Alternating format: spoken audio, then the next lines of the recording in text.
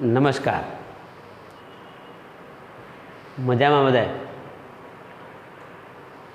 ચાલો, lecture number 2 મનોવિજ્ઞાન. પ્રથમ લેક્ચર મનોવિજ્ઞાનની ચર્ચા કરી. પ્રથમ લેક્ચરમાં આપણે મનોવિજ્ઞાન વિષયને સમજવાનો પ્રયત્ન કર્યો. ધોરણ 12માં મનોવિજ્ઞાન વિષયની પેપર સ્ટાઇલ કઈ ટાઈપની હોઈ શકે, વિભાગ ABCD E એ વિભાગમાં આપણે વિગતે ચર્ચા કરી. ત્યારબાદ પ્રકરણ પહેલું, યાદ છે નામ? પ્રકરણ પહેલું કયું પ્રકરણ?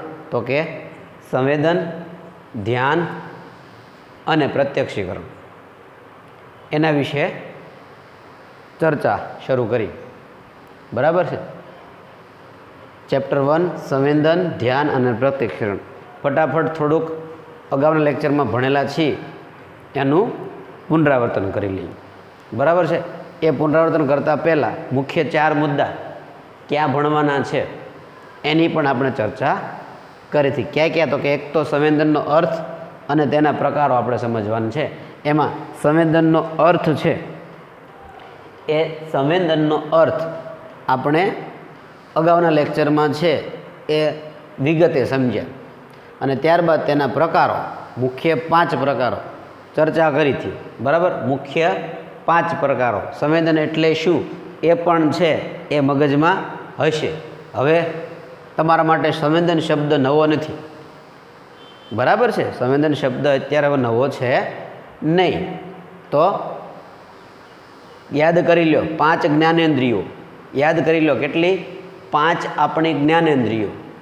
બરાબર છે? ફરી વખત ભૂલાય નહીં, ફરી વખત યાદ કરી લો. દ્રષ્ટિ, એક આ સાંભળવાનું, શ્રાવ્ય. બરાબર છે? સૂંઘવાનું, ગંધ. પછી તો કે જીભથી, બરાબર, ચાખવાનું. બરાબર છે? જીભથી છે. અને ત્યારબાદ છેલ્લી કીધી હતી તો કે ચામડીની. આ 5 આપણી જ્ઞાનેન્દ્રિયો છે. બરાબર? એ 5 જ્ઞાનેન્દ્રિયો દ્વારા આપણે અલગ અલગ 5 પ્રકારના સંવેદન અનુભવી શકતા હોય એની વિશે આપણે ચર્ચા કરી હતી. ને હવે પછી તેના પ્રકારો, જે 5 પ્રકાર જે કીધા એ 5 પ્રકારની આપણે ચર્ચા કરવાની. ફટાફટ આપણે છે અગાઉના લેક્ચરનું પુનરાવર્તન જોઈએ. બરાબર છે? તો આજે આપણે આ ધ્યાનનો અર્થ, સ્વરૂપ, લક્ષણો સમજવાનું બાકી. પ્રત્યક્ષીકરણનો અર્થ, વ્યાખ્યા, પ્રત્યક્ષીકરણની પ્રક્રિયા છે શું એની સમજણ આપણે બાકી. ત્યારબાદ પ્રત્યક્ષીકરણમાં સંગઠનના નિયમો એની પણ ચર્ચા આપશે, એ આગળ વિગતે કરીશું. બરાબર છે? સૌથી પહેલાં ત્યારબાદ ગુણભાર છે જ આપણે ચર્ચા કરી હતી. બરાબર? ગુણભાર યાદ કરી લો. 1 ગુણના 2 પ્રશ્નો, 2 ગુણ. બરાબર છે? 2 ગુણનો 1 પ્રશ્ન, 2 ગુણ.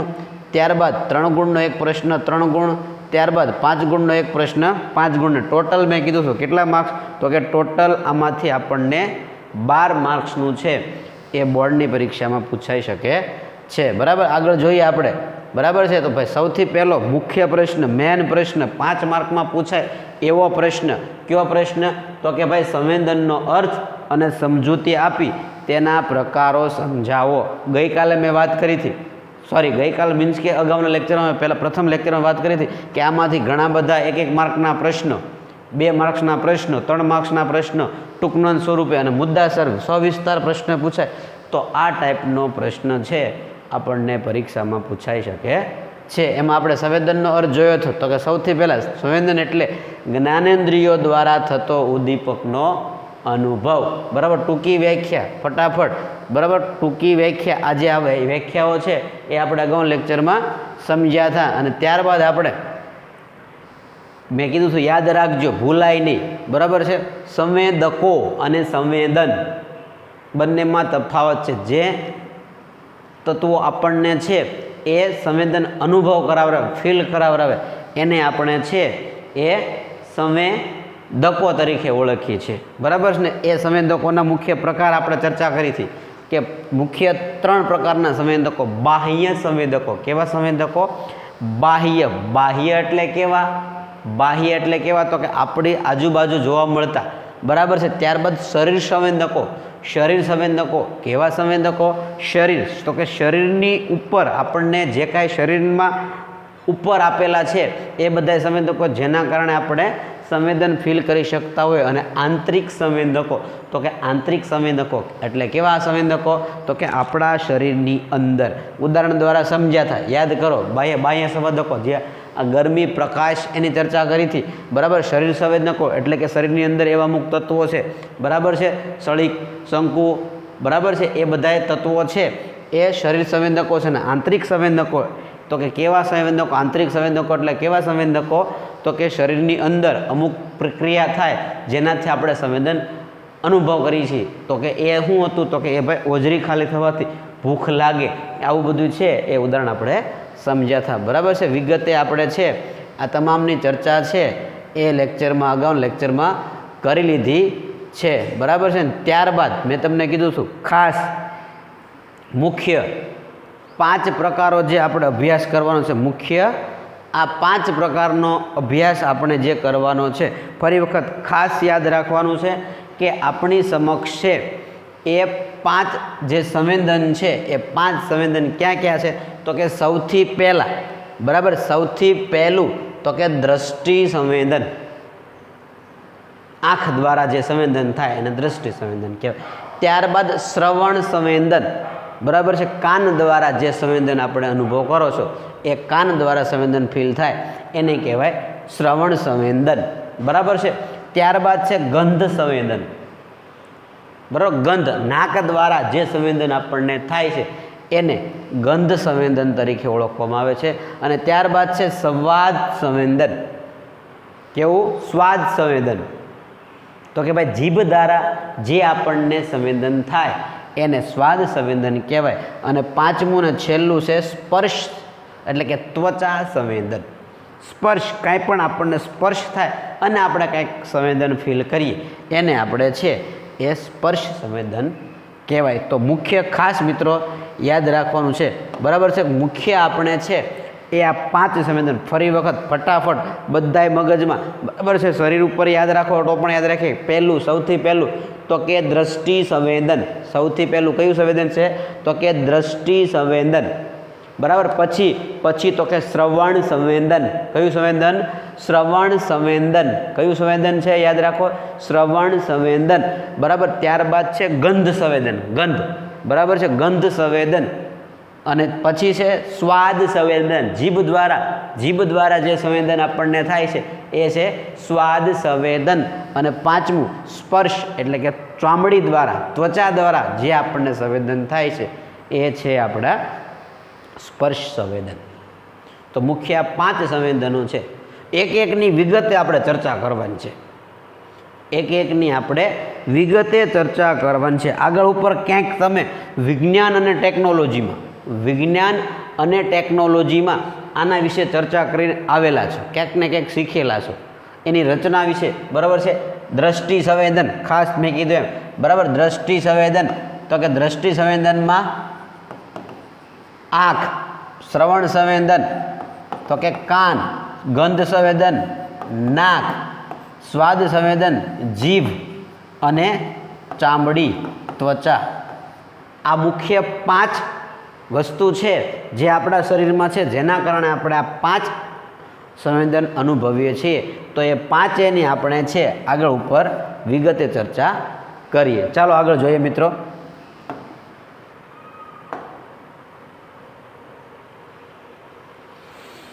દ્રષ્ટિ સંવેદન, બરાબર. કયું સંવેદન?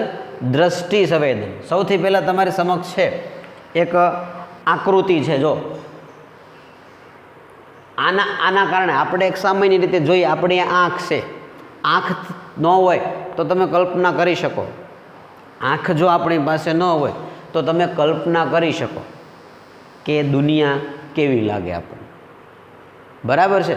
તો આ દ્રષ્ટિ સંવેદન છે એ કેમ, કયા કારણોસર, કઈ રીતે અત્યાર સુધી આપણે વિગતે ડીપમાં ઊંડાઈપૂર્વક ક્યારેય વિચાર નહીં કર્યો હોય, બરાબર. કે ભાઈ આવું બધું કઈ રીતે, આ જો કેટલી કુદરતની, તમે જો કુદરતની કેવી કરામત છે આ બધી, હે, કઈ રીતે આ બધું. જો તમે આંખની આ છે અહીંયા તમે દેખો છો બાહ્ય આંખ, હું લખ્યું છે અહીંયા બાહ્ય આંખ અને અહીંયા આંતરિક રચના.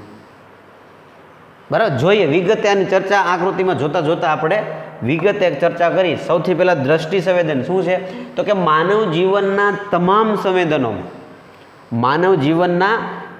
સંવેદનોમાં સૌથી મહત્વનું સંવેદન કોણ છે?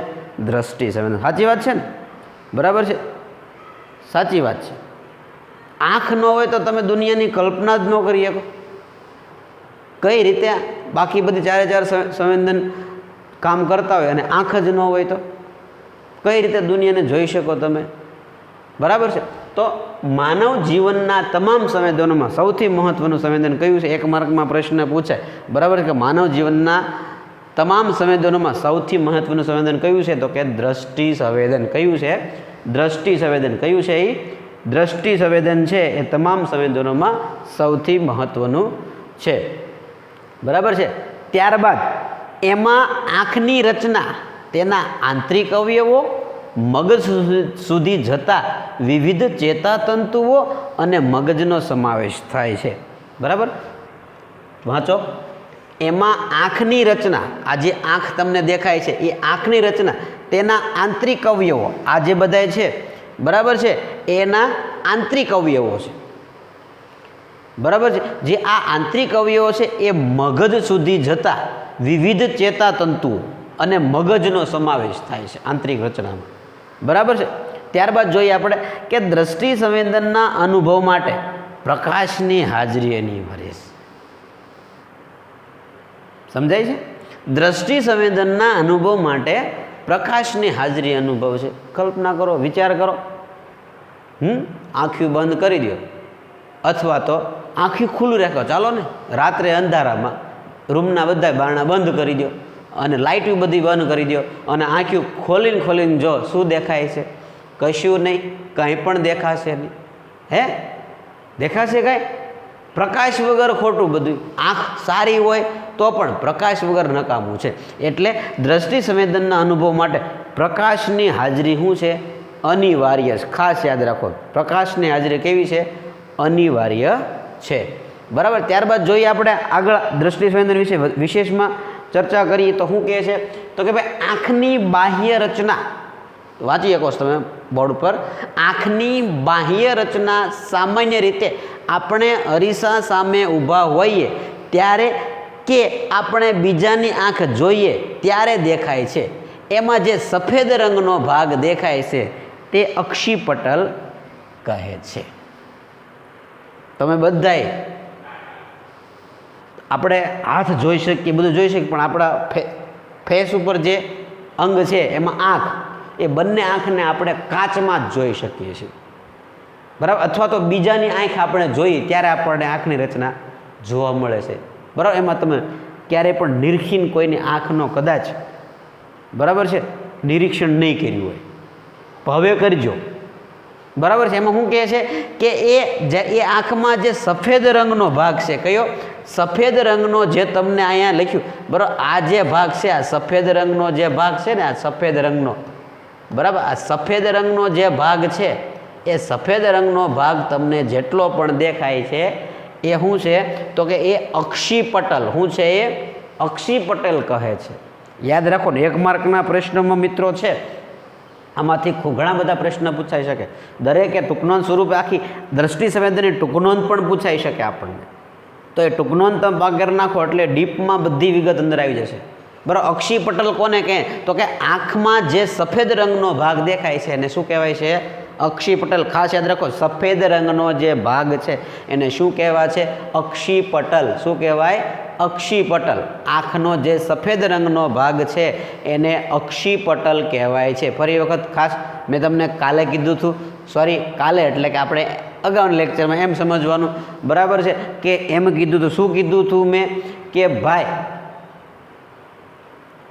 વિડીયો છે એ યુટ્યુબ ઉપર છે, જરૂરિયાત લાગે ત્યાં પોઝ કરો, નોટમાં નોંધ કરો અને પછી પાછો વિડીયો શરૂ કરો.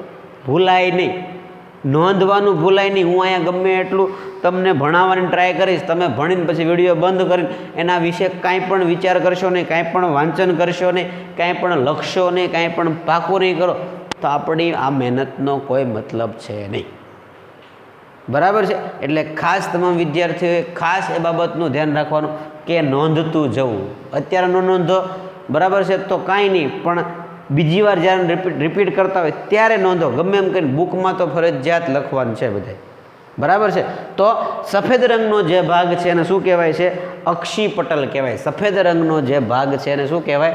અક્ષિપટલ કહેવાય. તમે જોઈ શકો છો ત્યાં અક્ષિપટલ છે.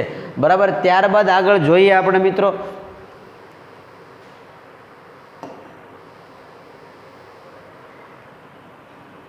શું કીધું છે? તે સફેદ તંતુઓનો બનેલો અપારદર્શક, યાદ રાખો, અપારદર્શક છે, તેને કારણે આંખની અંદરના ભાગનું રક્ષણ થાય છે.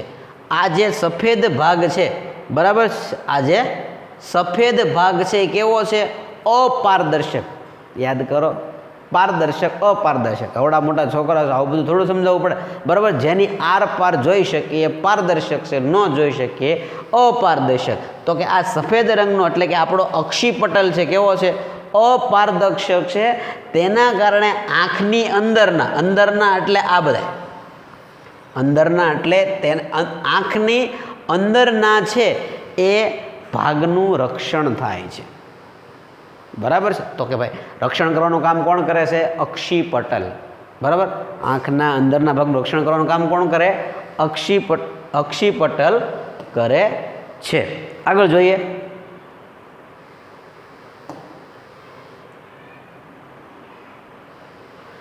આંખના ડોળાનો કાળો ભાગ, આંખના ડોળાનો કાળો ભાગ જે પારદર્શક છે, દેખાય છે? આ આંખનો ડોળો છે, આ આંખનો ડોળો છે, જે પારદર્શક છે અને જેના માધ્યમથી પ્રકાશનું કિરણ, પ્રકાશ આવે તો જ જોઈ શકવાના છે. પ્રકાશ, તમે વિજ્ઞાનમાં પ્રકાશના પરાવર્તનના આ બધા ઘણા બધા નિયમો જોઈ ગયા છો. બરાબર. પ્રકાશ છે એ આંખમાં આવે તો જ આપણે સામે એનું પરાવર્તન થાય, તો જ સામેની વસ્તુને આપણે જોઈ શકીએ. આવું કંઈક તમે વિજ્ઞાનમાં જે કાંઈ નિયમ છે એનો તમે અભ્યાસ કર્યો છે કે જેના માધ્યમથી પ્રકાશનું કિરણ આંખમાં પ્રવેશી શકે છે તેને ખાસ યાદ રાખો, તેને દકપટલ. શું કહેવાય? તેને દકપટલ. બરાબર છે. ક્યાં છે આમાં જો? તો કે આ દકપટલ રહ્યો અહીંયા. બરાબર છે. જે આજે આપણું ડોળો, જેને આપણે કહીએ ડોળો, બરાબર, જે પારદર્શક. જો ખાસ એક માર્કમાં પ્રશ્ન પૂછાય ત્યારે કાંઈ ભૂલ ન થવી જોઈએ. બરાબર. ડોળો જે શું કીધું એનું નામ છે? દકપટલ. દકપટલ કેવું છે? પારદર્શક છે. બરાબર. અક્ષિપટલ કેવું છે? તો કે એ અપારદર્શક છે. ખાસ યાદ રાખો, અક્ષિપટલ એ કેવું છે? પારદર્શક છે, સોરી, અપારદર્શક છે. અને દકપટલ, બરાબર છે, દકપટલ એ કેવું છે? પારદર્શક છે, જેની આર પાર છે એ જોઈ શકાય. જે આપણો ડોળાનો ભાગ છે, બરાબર, એને શું કહેવામાં આવે છે? દકપટલ. એક એક માર્કમાં તમામ વસ્તુ યાદ રાખવાની. દકપટલ એટલે શું? એમાંથી ટૂંકા પ્રશ્નો, એક માર્કના પ્રશ્ન, બરાબર, ખાલી જગ્યા એટલે કે MCQ પૂછાઈ શકે. ખાસ યાદ રાખવાનું. બરાબર છે. દકપટલ કેવું છે? તો કે પારદર્શક છે. બરાબર છે. ચાલો આગળ જોઈએ.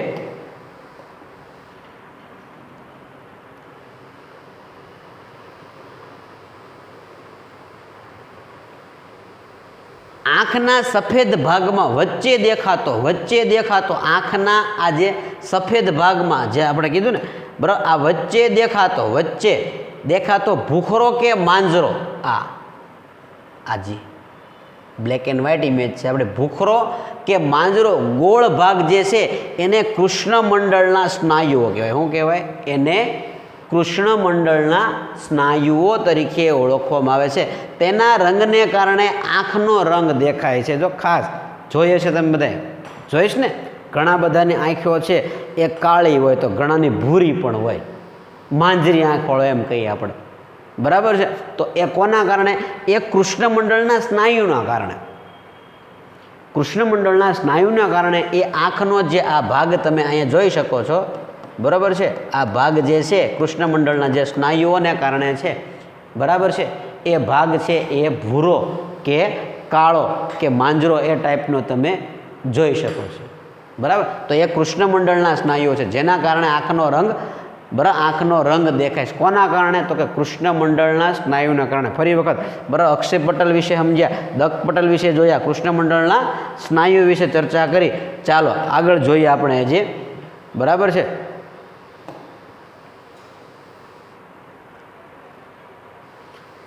આ કૃષ્ણમંડળના સ્નાયુઓ ખાસ યાદ રાખજો આ કૃષ્ણમંડળના સ્નાયુઓ પરસ્પર સંકળાયેલા કે સ્પર્શતા નથી જો તમે દેખાય થોડોક વિડીયામાં ઝૂમ કરીને જોઈજો બરાબર અથવા તમારા પાઠ્યપુસ્તકમાં પણ આકૃતિ આપી છે અને ઝૂમ કરીને જો આ જે છે બરાબર છે આ જે એ પરસ્પર આ રીતે બરાબર છે સંકળાયેલા નથી પરસ્પર સંકળાયેલા છે નહીં એટલે કે એકબીજાને સ્પર્શતા નથી તેથી તેમની વચ્ચે રહેલી જગ્યા જો આ જગ્યા બરાબર પરસ્પર સંકળાયેલા કે સ્પર્શતા નથી એટલે કે આ એકબીજાને આ રીતે સ્પર્શતા નથી એકબીજાને સ્પર્શતા નથી એટલે વચ્ચે જગ્યા રહે જો દેખાય છે ત્યાં જગ્યા આ વચ્ચે જગ્યા છે બરાબર આ જગ્યા છે ને એને ખાસ યાદ રાખો એને શું કહેવાય કીકી તરીકે ઓળખવામાં આવે છે વચ્ચે જગ્યા છે જો કીકી એ કોઈ અંગ નથી ખાસ યાદ રાખવાનું છે અહીં લખ્યું છે કીકી છે બરાબર એ કોઈ અવયવ નથી આંખનો એક ખાલી ભાગ છે એક ખાલી ભાગ છે હોલ કાણું છે એ બરાબર કીકી છે એ કોઈ ભાગ નથી બરાબર આ જે છે એ આરપાર એમાં એ છે માત્ર એક છિદ્ર છે કેટલા ઇંચનું તો કે 1/8 1 અષ્ટમાંશ જેટલા ભાગનું એક છિદ્ર છે કીકી આપણી આંખની અંદર છે એ કૃષ્ણમંડળના સ્નાયુ મેં તમને હમણાં દેખાડ્યું બરાબર કે આ વચ્ચે બધા કૃષ્ણમંડળના સ્નાયુઓ આ રીતે છે પણ વચ્ચે શું રાખે છે જગ્યા રાખે છે છિદ્ર છે તો એને કૃષ્ણમંડળના એને કીકી કહેવામાં આવે છે બરાબર છે ફરી વખત દક પટલ અક્ષય પટલ કૃષ્ણમંડળના સ્નાયુ કીકી વિશે આપણે ચર્ચા કરી ચાલો આગળ જોઈએ હવે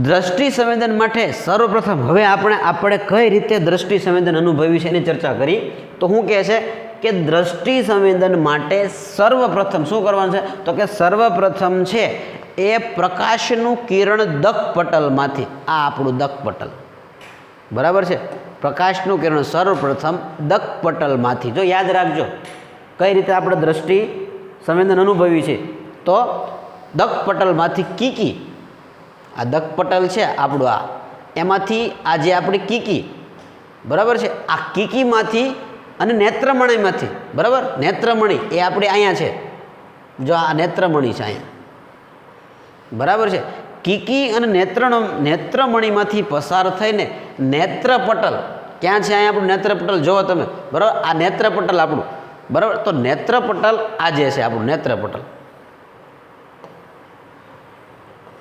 આ શું છે નેત્રપટલ તો એ નેત્રપટલના ચોક્કસ ભાગ સુધી પહોંચે સૌથી પહેલાં બરાબર આ કીકી આપણી બરાબર દક પટલ અને દક પટલ એ છે એ ક્યાંથી તો કે કીકી અને નેત્રમણીમાંથી પસાર થઈને આ જે નેત્રપટલના ભાગ સુધી પહોંચે છે ક્યાં પહોંચે છે નેત્રપટલના ભાગ સુધી છે એ પહોંચે છે બરાબર ભાગ સુધી છે એ પહોંચે છે ત્યાંથી આગળ શું થાય છે જોઈએ આપણે બરાબર છે ત્યાંથી આગળ શું થાય એ જોઈએ આપણે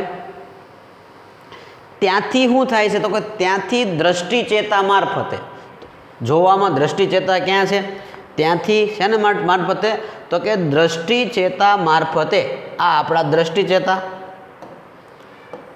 બરાબર આ આપણા શું છે દ્રષ્ટિચેતા ત્યાંથી શું કરે છે તો કે ત્યાંથી દ્રષ્ટિચેતા મારફતે વસ્તુનું પ્રતિબિંબ મસ્તિષ્ક શાલના પશ્વખંડમાં ક્યાં એ વસ્તુનું પ્રતિબિંબ છે એ મસ્તિષ્ક છાલ બરાબર છે એ ક્યાં પડે છે તો કે મસ્તિષ્ક છાલ જે આપણા પશ્વખંડમાં આવેલું છે મગજના પશ્વખંડમાં આવેલા દ્રષ્ટિ સંવેદન વિસ્તારમાં પહોંચે છે મગજના જો ચોક્કસ ભાગને ચોક્કસ કામ આપેલું મગજ છે એ અમુક કામ છે એ ડિવાઈડ કરેલું છે બરાબર અમુક કામ છે એ મગજ અલગ અલગ એના પણ છે મગજની અંદર ડિવાઈડ બધાને કામ વહેંચેલું છે તો એ દ્રષ્ટિ સંવેદન વિસ્તારમાં પહોંચે છે પશ્વખંડમાં પ્રતિબિંબ મસ્તિષ્ક તમે આખી જે રચના છે બરાબર, પરાવર્તન થન કિરણ કઈ રીતે આપણે જોઈ શકીએ છીએ વસ્તુને, એની ચર્ચા તમે અગાઉ વિજ્ઞાન અને ટેકનોલોજી ધોરણ 10માં કરીને આવેલા છો, તમને ખ્યાલ છે.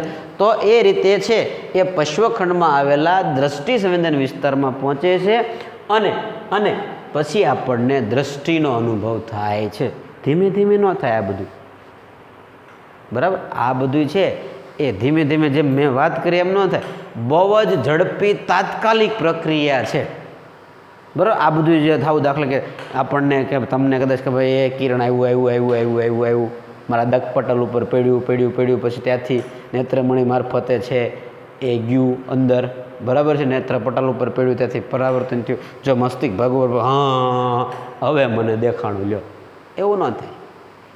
એવું થાય ને આંખ બંધ કરો, ખોલો એટલે બહાર પ્રકાશ હોય તો એ બધી ક્રિયા તાત્કાલિક થઈ જાય.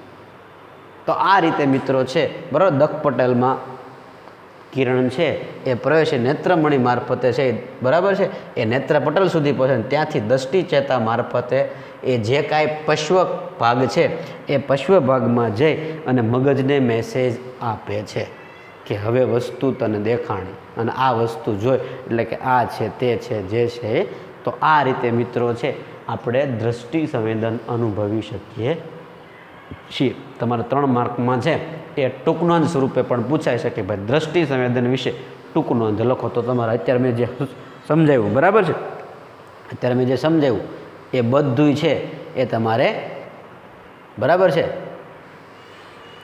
લખવાનું. હજી આગળ થોડાક એના વિશે જાણીએ કે ભાઈ કેટલી તીવ્રતાવાળું પ્રકાશનું કિરણ નેત્રપટલ સુધી પહોંચશે તેનું નિયમન કૃષ્ણમંડળના સ્નાયુના સંકોચન પ્રસરણ ઉપર આધારિત છે.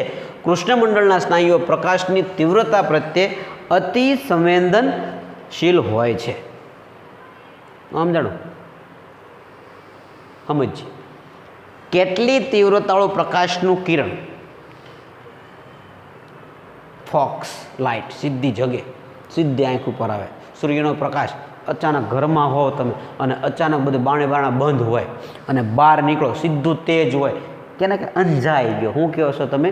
ઓહો અંજાઈ ગયો, લાઇટ બંધ કરો, લાઇટ બંધ, આ રીતે કરો, એની વાત છે. હું કે પ્રકાશનું કિરણ નેત્રપટ સુધી પહોંચશે તેનું નિયમન, બરાબર. નેત્રપટ એટલે કે અહીંયા કોઈ પણ આપણે કિરણને અહીંયા પહોંચવું હોય તો પહેલાં એની માટે આ જે આપણા કૃષ્ણમંડળના સ્નાયુઓ છે ને, કૃષ્ણમંડળના સ્નાયુઓ, બરાબર, એ કૃષ્ણમંડળના સ્નાયુઓ છે એ એનું સંકોચન એટલે ભેગું થવું અને પ્રસરણ એટલે આ સંકોચન થયું, પ્રસરણ થયું, સંકોચન પ્રસરણ. આ સ્નાયુઓ જે કૃષ્ણમંડળના સ્નાયુ છે એનું સંકોચન પણ થાય અને પ્રસરણ પણ થાય. સંકોચન થાય, પ્રસરણ થાય. એ કિરણ આવે બહારથી આવે ને એના ઉપર આધાર રાખે. એ પણ આપણે જોઈએ કે એ સ્નાયુ કૃષ્ણમંડળના સ્નાયુની તીવ્રતા પ્રત્યે અતિ સંવેદનશીલ હોય છે. જો એ શું કહેવા માગે છે તો કે પ્રકાશનું પ્રમાણ વધે, ખાસ યાદ રાખવાનું છે, ખાસ યાદ રાખવાનું છે. પ્રકાશનું પ્રમાણ, મેં તમને કીધું ફોક્સ થાય, અચાનક લાઇટ, પ્રકાશનું પ્રમાણ વધે તો કૃષ્ણમંડળના સ્નાયુ વિસ્તાર પામે છે, વિસ્તાર પામે છે.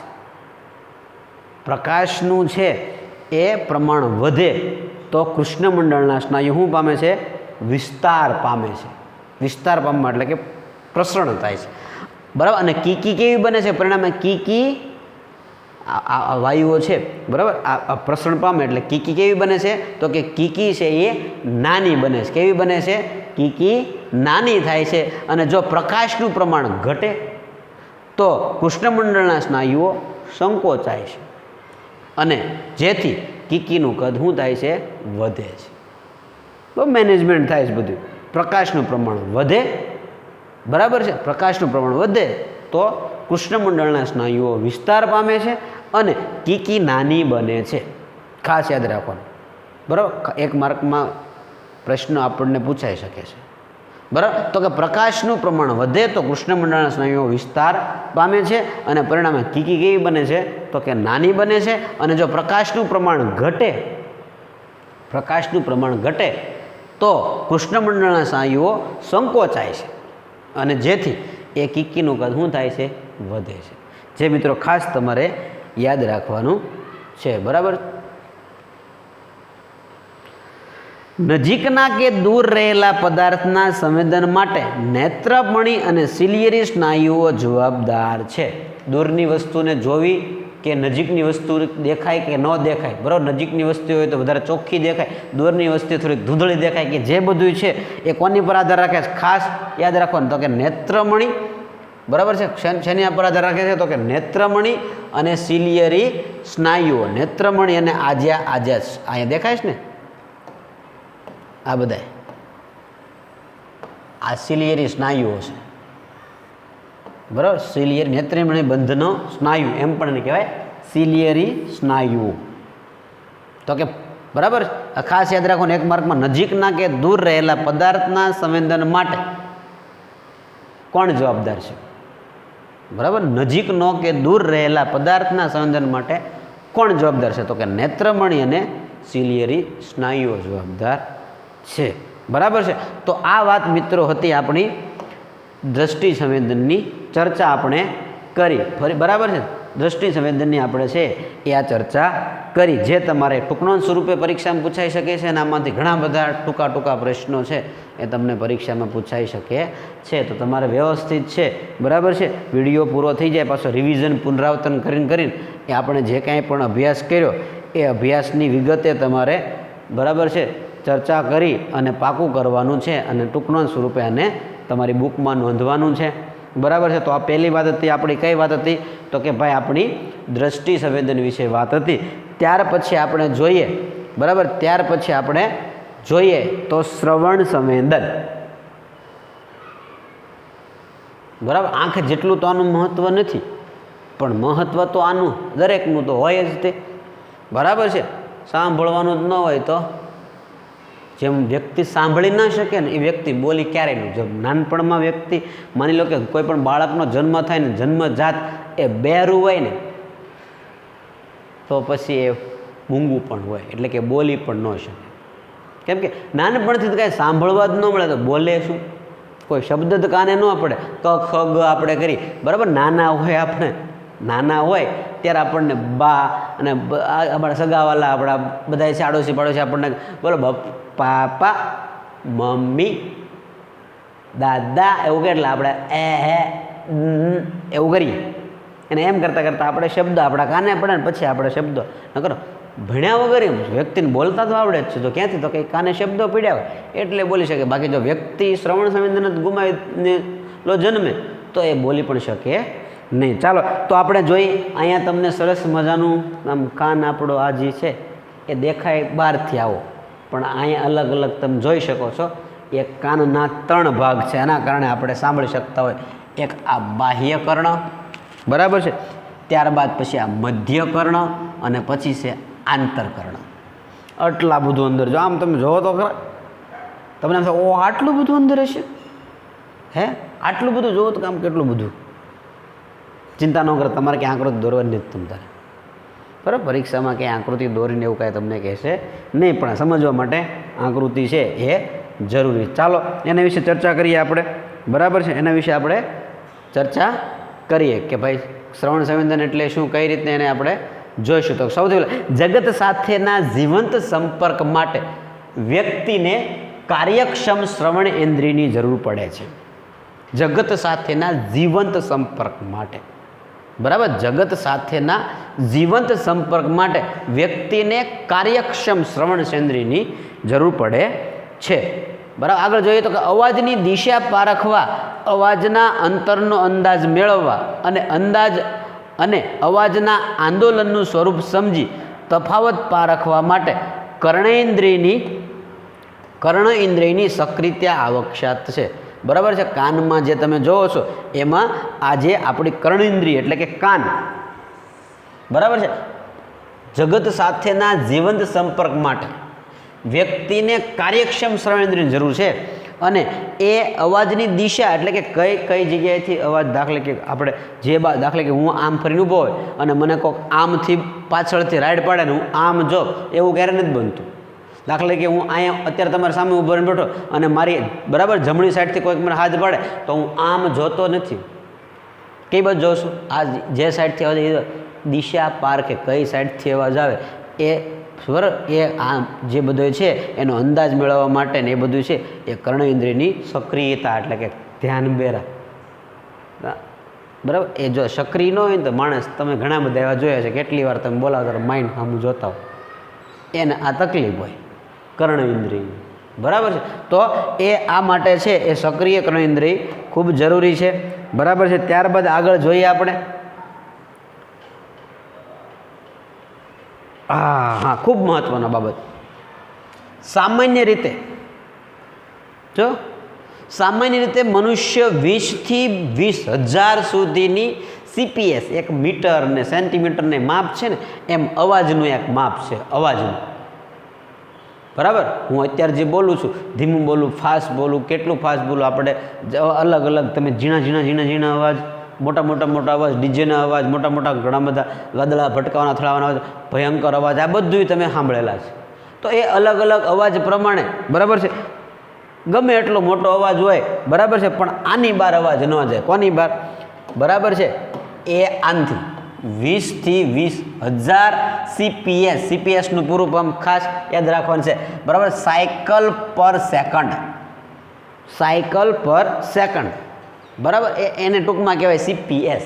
ખાસ યાદ રાખવાનું CPSને ખાસ યાદ રાખવાનું. માણસ છે એ 20થી 20,000 સુધીની CPS સુધીનું કંપન સંખ્યા રજૂ કરતો ધ્વનિ સાંભળી શકે છે.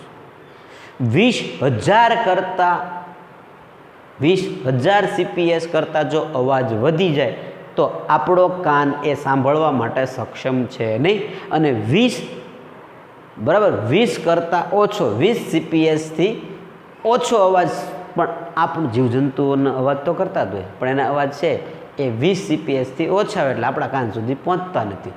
તો આ પ્રકારના ખાસ યાદ રાખવાનું મનુષ્ય ક્યાં સુધીનો અવાજ તો કે 20થી 20,000 CPS. ખાસ મોસ્ટ આઈએમપી 20થી 20,000 CPS સુધીનો અવાજ એ મનુષ્ય કાન સાંભળી શકે. એનાથી વધારે સાંભળી શકતો નથી ને એનાથી ઓછો પણ સાંભળી શકતો નથી. બરાબર છે. આગળ જોઈએ આપણે.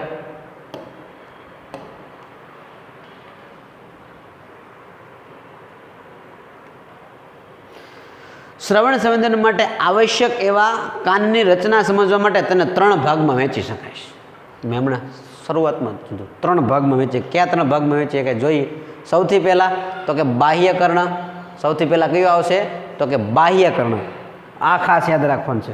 3 ભાગ તો ખાસ યાદ રાખવાનું છે. કાનને ક્યાં 3 ભાગમાં વહેંચવા આવે તો કે બાહ્યકર્ણ, મધ્યકર્ણ અને આંતરકર્ણ. આ 3 તો ભાગ છે જ તે પણ એમાં આ ખાસ બરાબર છે કે એમાં સૌથી પહેલાં બાહ્યકર્ણ જે આપણને આપ્યો એમાં કોનો સમાવેશ થાય એ બધા પોતપોતાનું જો આ બધા એકબીજા સાથે જોડાયેલા છે. એમાં કોનો સમાવેશ તો કે જેમાં કાનની બૂટ.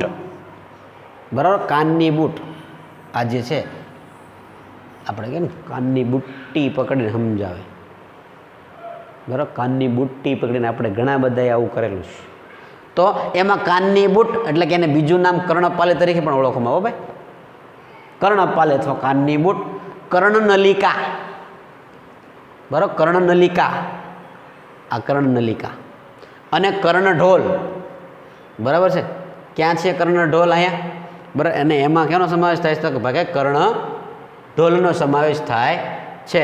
બરાબર છે. અહીંયામાં છે કે કર્ણઢોલ છે એ સંતાઈ ગયો લાગે કે આમાં કર્ણપટલ કર્ણ લમણાનું હાડકું પેણ છે આમાં છે કે દેખાતું નથી લાગતું પણ છતાં તમને મળે તો તમે ગોતી લેજો કે કર્ણઢોલનો સમાવેશ થાય. બરાબર આ આટલા ખાસ.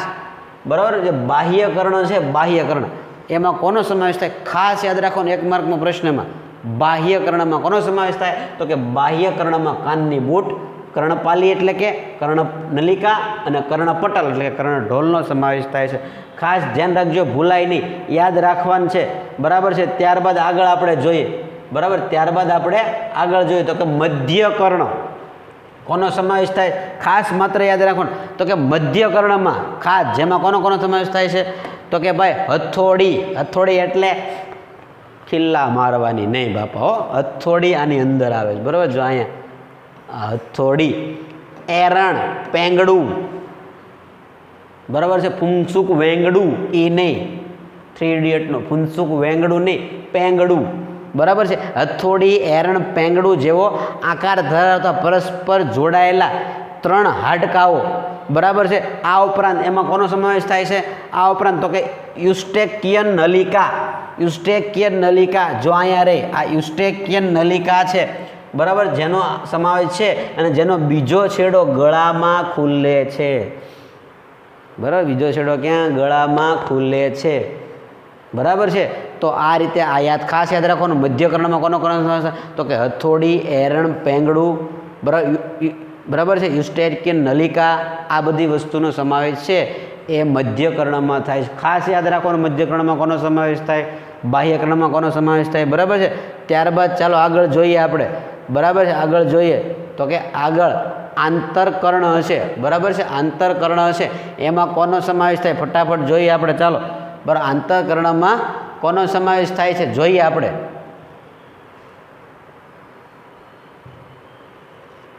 ભાઈ કેમ થયું તને? હા, પાછા આંતરકર્ણના પણ 3 ભાગ પડ્યા. બરાબર, એક તો મધ્ય ભાગ, બીજો છે શંખાકૃતિ કે કર્ણશંખ, બરાબર છે, અને ત્રીજો છે અર્ધવર્તુળાકાર કર્ણવલયો. ખાસ યાદ રાખવાનું, આંતરકર્ણના પાછા પણ 3 ભાગ છે. બરાબર છે, મધ્ય ભાગ, શંખાકૃતિ કે કર્ણશંખ અને અર્ધવર્તુળાકાર કર્ણવલયો. ખાસ યાદ રાખવાનું, બધું પાકું જ કરવાનું છે. બરાબર છે, વ્યવસ્થિત ગોખી લેવાનું છે કે ભાઈ આંતરકર્ણમાં કોનો કોનો સમાવેશ છે? તો કે એના 3 ભાગ છે. તો એ 3 ભાગમાં કોનો કોનો સમાવેશ થાય? જે લખ્યા છે. બરાબર છે કે ભાઈ મધ્ય ભાગ, શંખાકૃતિ કે કર્ણશંખ અને અર્ધવર્તુળાકાર કર્ણવલયો એનો સમાવેશ છે એ એમાં થાય છે. ત્યારબાદ આપણે હવે ખાસ એની ચર્ચા કરીએ તો કે ભાઈ વાતાવરણમાં રહેલા અવાજના મોજાઓ, બરાબર, આ વાતાવરણમાં રહેલા, બરાબર છે, તમે ખ્યાલ છે કે ધ્વનિ છે એ મોજા ટાઈપ હોય, તો વાતાવરણમાં રહેલા અવાજના મોજાઓ, આ જે કર્ણપાલિકા છે એ એકઠા થઈ કર્ણનલિકા મારફતે કર્ણઢોલ સુધી પહોંચતા તેમાં ધ્રુજારી ઉત્પન્ન થાય છે. તમને બધાને ખ્યાલ છે કે બરાબર છે કે ભાઈ ધ્રુજારી થવાથી જ અવાજ ઉત્પન્ન થાય છે. તમે આવું નાના ધોરણમાં ક્યાંક ને ક્યાંક ઢોલક છે, તબલા છે, એની પર ધ્રુજારી થાય, કોઈ પણ વસ્તુ છે એને બરાબર ધ્રુજારી થાય એટલે જ અવાજ આવે છે. ધ્રુજારી ન થાય તો અવાજ આવે નહીં. તો કે કર્ણઢોલ સુધી પહોંચતા તેમાં ધ્રુજારી ઉત્પન્ન થાય છે. બરાબર છે, આગળ જોઈએ શું થાય પછી. તો કે જેને પરિણામે કર્ણઢોલ સાથે સંકળાયેલ મધ્યકર્ણના 3 હાડકા, એ 3 હાડકા એટલે આપણે જે હમણાં હથોડી, એરણ અને પેંગડું કીધું, કંપન પેદા થાય છે, જે ધ્વનિ તરંગોનું અસ્થિ તરંગોમાં રૂપાંતર કરે છે. બરાબર, ખાસ કર્ણઢોલ સાથે સંકળાયેલ મધ્યકર્ણના 3 હાડકામાં કંપન પેદા થાય છે અને કંપન પેદા થવાથી જે ધ્વનિ બહારથી ધ્વનિના તરંગો આવે છે એનું અસ્થિ તરંગોમાં શેમાં રૂપાંતર થાય છે? અસ્થિ તરંગોમાં રૂપાંતર કરે છે. અને આ અસ્થિ તરંગો છે એ આંતરકર્ણમાં પહોંચતા પ્રવાહી તરંગમાં પરિવર્તિત થાય. જો ધ્વનિના તરંગો છે એ સૌથી પહેલાં ધ્વનિ તરંગ હોય છે એ અસ્થિ તરંગમાં રૂપાંતર થાય છે. અસ્થિ તરંગો પાછા આંતરકર્ણમાં પહોંચે એટલે પ્રવાહી તરંગોમાં પરિવર્તિત થાય છે. બરાબર, આગળ જોઈએ હવે. આ તરંગો શંખાકૃતિ, જો અહીં આકૃતિમાં તમે જોઈ શકો છો, આ તરંગો છે એ આ જે શંખાકૃતિ છે, બરાબર, શંખાકૃતિ, એ શંખાકૃતિ કર્ણવલયમાં આવેલા આ જે પ્રવાહી છે એ પ્રવાહીને ઉત્તેજે છે અને તેને કારણે ત્યાં રહેલા સૂક્ષ્મ વાળ કોષો ઉત્તેજાય છે. સૂક્ષ્મ વાળ કોષો શું થાય છે? ઉત્તેજાય છે અને ચેતા પ્રવાહ ઉત્પન્ન થાય છે. શું થાય છે? ચેતા પ્રવાહ ઉત્પન્ન થાય છે અને આ ચેતા પ્રવાહ મગજના નિમ્ન ખંડમાં આવેલા શ્રવણ કેન્દ્ર સુધી પહોંચતા ધ્વનિ સંવેદન વ્યક્તિને થાય છે. સમજાણું મિત્રો?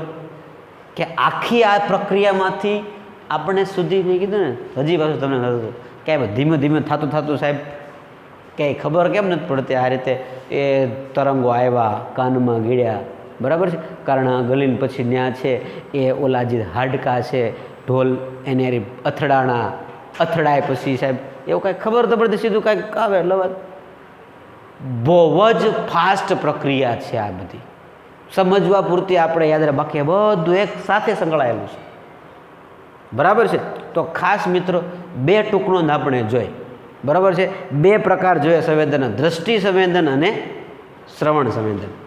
બંનેમાં તમે જોયું, બરાબર છે, બંનેમાં તમને ખ્યાલ છે, બંનેમાં એ કઈ રીતનું આખું જે છે એ ટૂંકનોંધ સ્વરૂપે તમારે પાકી કરવાની છે. દરેક એ છે એ આને ધ્યાનમાં લઈને હોમવર્કમાં છે આજની બે મુખ્ય ટૂંકનોંધ છે એ ટૂંકનોંધને પાકી કરવી.